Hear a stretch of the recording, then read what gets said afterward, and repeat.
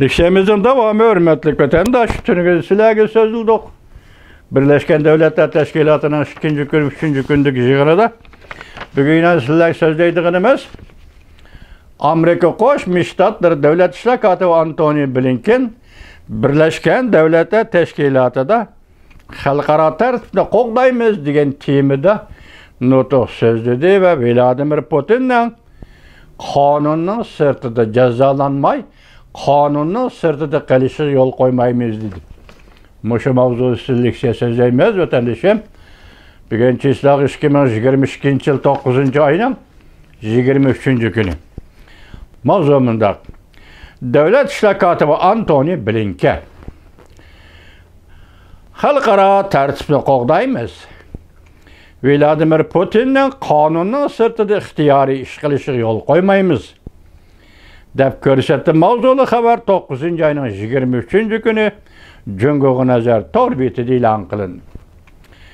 Xabar mundaq boshlandi.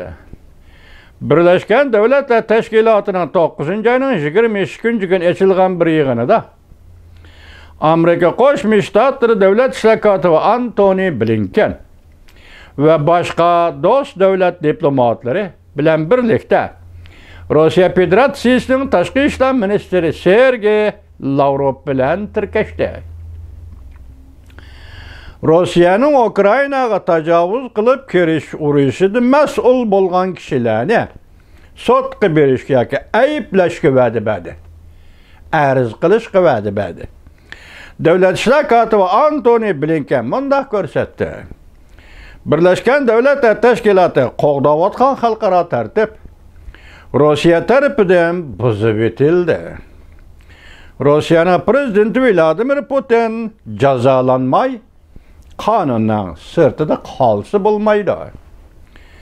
Universal matbuotlar xabarida mundaq ko'rsatildi. Payshanba kuni 9. ayning 22. günü Bexatarlik komitetining yig'ini 77. navbatlik Birleşken Devletler Teşkilatı'nın umumiy yig'ini arlig'ida ochildi. Bir kun burun Rusya Federasyası prezidenti Vladimir Putin televiziya nutq so'zlab 200 ming kishilik zapas qo'shinni safarbar qilib Ukrayna urushiga qatnashtirmoqchi bo'ldi. Vladimir Putin yana bundaq ko'rsatdi.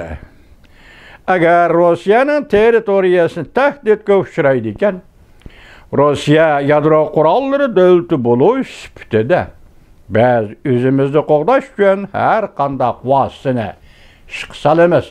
Demek yani bir yadro propozisiya qilyapti degan gap.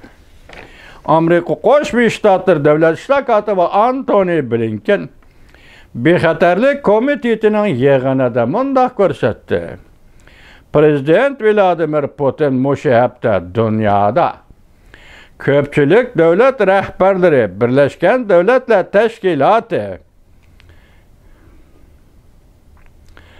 Teşkilatı yig'iniga to'plangan bir paytda, yani Prezident Vladimir